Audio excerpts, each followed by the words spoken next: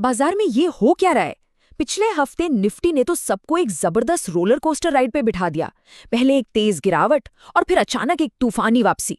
तो सवाल ये है कि ये एक जाल है या फिर एक बड़ा मौका? चलिए एक जासूस की तरह इन सारे सुरागों को जोड़ते हैं और मार्केट के अगले मूव को डिकोड करने की कोशिश करते हैं। लेकिन अपनी पड़ताल शुरू करने से पहले एक बहुत ज़रूरी बात, हम सेबी रजिस्टर्ड सलाहकार नहीं हैं और ये जो पूरी बातचीत है ये सिर्फ एजुकेशनल मकसद के लिए है। इसे किसी भी तरह से खरीदने, बेचने या होल्ड करने की सलाह बिल्कुल न समझा जाए। स्टॉक मार्केट में कोई भी कदम उठाने से पहले हमेशा अपने फाइनेंशियल एडवाइज़र से सलाह ज़रूर लें। किसी भी तरह के नुकसान के लिए चैनल जिम्मेदार नहीं होगा। तो हमारी सबसे बड़ी पहेली यही है, इतनी उथल-पुथल के बाद आखिर बाजार हमें बताने की क्या कोशिश कर रहा है? गुरुवार की भारी बिकवाली एक बड़े खतरे की घंटी जैसी थी, लेकिन शुक्रवार की वापसी ने एक नई उम्मीद जगा दी। तो क्या ये एक ट्रैप है जिसमें फंसना नहीं है, या फिर यहाँ से एक नया मोड़ आने वाला है? आइए एक-एक करके सुरागों की तलाश शुरू करते हैं। हमारा पहला और सबसे बड़ा सुराग छिपा है निफ्टी के चार्ट्स में। कहते हैं ना, चार्ट्स कभी झूठ नहीं बोलते। ये एक कहानी सुना रहे हैं और हमें बस उसे ध्यान से सुनना और समझना है। स्क्रीन पर देखिए, ये कहानी कितनी नाटकीय है। गुरुवार को एक बड़ी सी लाल कैंडल बनी जिसने बाजार को 25,500 के बहुत ही अहम लेवल के नीचे धकेल दिया। ऐसा लगा कि अब गिरावट और बढ़ेगी, लेकिन शुक्रवार को सीन पूरी तरह पलट गया।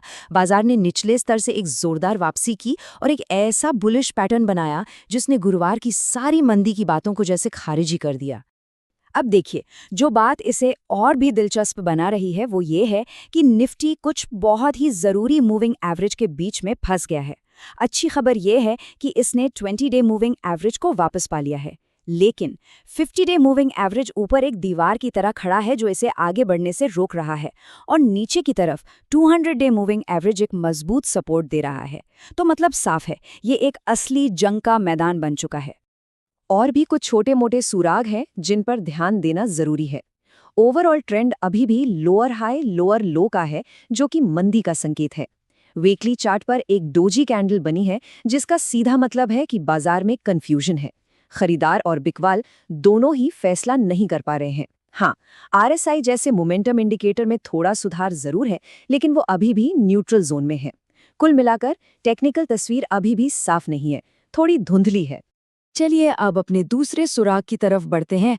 अब हम ये देखने की कोशिश करेंगे कि जो बड़े खिलाड़ी हैं, जिन्हें स्मार्ट मनी भी कहते हैं, वो अपना पैसा कहाँ लगा रहे हैं। और इसका पता लगाने का सबसे अच्छा तरीका है ऑप्शंस डेटा का एनालिसिस। जरा इस नंबर पर गौर कीजिए, 17,77,86,000। ये सिर्फ एक नंबर नहीं है, ये 24,000 की स्ट्राइक प्राइस पर पुट ऑप्शंस में ओपन इंटरेस्ट की संख्या है। ये एक बहुत बहुत बड़ा नंबर है और ये हमारी जांच में एक बहुत ही मजबूत सुराग है। और ये चार्ट तो कहानी को और भी साफ कर देता है। यहाँ देखिए, पुट ओपन इंटरेस्ट का जो बार है वो कॉल ओपन इंटरेस्ट के बार के मुकाबले कितना ज्यादा विशाल है। इसका सीधा मतलब ये है कि बाजार में पुट बेचने वाले, यानी वो लोग जो ये मानकर चल रहे हैं कि बाजार गिरेगा नहीं, वो बहुत ज्यादा एक्टिव हैं। इसे हम पुट कॉल रेशियो यानी पीसीआर से नापते हैं। जब भी पीसीआर 1 से काफी ज्यादा होता है तो ये एक बुलिश यानी तेजी का संकेत माना जाता है। क्यों? क्योंकि इसका मतलब है कि ट्रेडर ये शर्त लगा रहे हैं कि बाजार एक खास लेवल से नीचे नहीं गिरेगा, और वो इस भरोसे के साथ पुट बेच रहे हैं। वैसे अगर इस तरह का डेटा पर आधारित गहरा एनालिसिस दिलचस्प लग रहा है तो 1 सेकंड लेकर चैनल को सब्सक्राइब जरूर करें। इससे हमें ऐसे और भी जानकारी भरे विश्लेषण लाने की प्रेरणा मिलती है। तो अब तक हमने चार्ट्स और ऑप्शंस डेटा को देख लिया, लेकिन कहानी में एक ट्विस्ट है। एक ऐसा बाहरी फैक्टर है जो सब कुछ बदल सकता है, और वो है अमेरिका से आए टैरिफ पर एक ताज़ा खबर। चलिए अपने तीसरे और आखिरी सुराग पर नजर डालते हैं। तो हुआ ये कि अमेरिकी सुप्रीम कोर्ट ने पहले के जो सख्त टैरिफ थे उन्हें रद्द कर दिया। ये एक अच्छी खबर थी, लेकिन इसके तुरंत जवाब में एक नया कार्यकारी आदेश आया जिसने सभी इंपोर्ट्स पर एक जैसा 10% का टैरिफ लगा दिया। ये अपने आप में एक बहुत बड़ा ग्लोबल डेवलपमेंट है। इस खबर के दो पहलू हैं, जैसे एक ही सिक्के के दो पहलू होते हैं। एक तरफ पुराने सख्त टैरिफ हटने से बाजार में खुशी की लहर दौड़ गई, गिफ्ट निफ्टी में भी उछाल आया, लेकिन दूसरी तरफ ये जो नया 10% का टैरिफ है, ये ऑटो और मेटल्स जैसे एक्सपोर्ट पर निर्भर सेक्टर्स के लिए एक नई चुनौती बनकर सामने आया है। तो ये खबर अच्छी भी है और बुरी भी। तो अब वो समय आ गया है जब हम इन सभी सुरागों को, चार्ट्स, ऑप्शंस, डेटा और ग्लोबल खबरों को एक साथ लाएं और इस पूरी पहेली को सुलझाने की कोशिश करें। और फैसले पर पहुंचने से पहले एक बार फिर याद दिला दें, ये डेटा को समझने का हमारा एक विनम्र प्रयास है और ये सिर्फ और सिर्फ एजुकेशनल मकसद के लिए है। इसे किसी भी हाल में खरीदने, बेचने या होल्ड करने की सिफारिश न माना जाए। सभी सबूतों को देखने के बाद दो मुख्य संभावनाएं बनती हैं। पहला है बुलिश केस, यानी तेजी का माहौल, जिसमें ग्लोबल खबरों के दम पर और भारी पुट राइटिंग के सपोर्ट से निफ्टी 26,000 की तरफ बढ़ता है।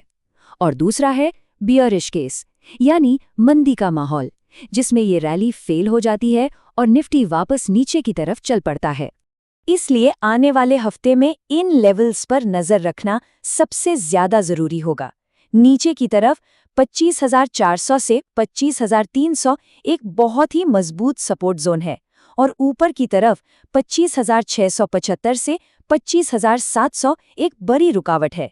बाजार की अगली दिशा इन्हीं स्तरों पर होने वाली लड़ाई से तय होगी। और जाते जाते हम एक बार फिर ये साफ कर देना चाहेंगे कि ये पूरा विश्लेषण सिर्फ एजुकेशनल यानी शैक्षिक मकसद के लिए बनाया गया है। बाजार में कोई भी निवेश का फैसला लेने से पहले अपने फाइनेंशियल एडवाइजर से सलाह लेना बहुत ज़रूरी है। अगर बाजार की ऐसी ही गहरी समझ और चाहते हैं तो हमारे चैनल को सब्सक्राइब करना न भूलें। आपका एक सब्सक्रिप्शन हमें ऐसे और वीडियो बनाने की बहुत प्रेरणा देता है। और हाँ, अगर कोई भी सवाल या विचार हो तो नीचे कमेंट्स में ज़रूर लिखें। तो लड़ाई का मैदान पूरी तरह से तैयार है, रेखाएं खिंच चुकी हैं। अब बस एक ही सवाल है कि आने वाले हफ्ते में इस जंग को कौन जीतेगा, बुल्स या बेयर्स? इसका जवाब तो हमें आने वाला वक्त ही देगा।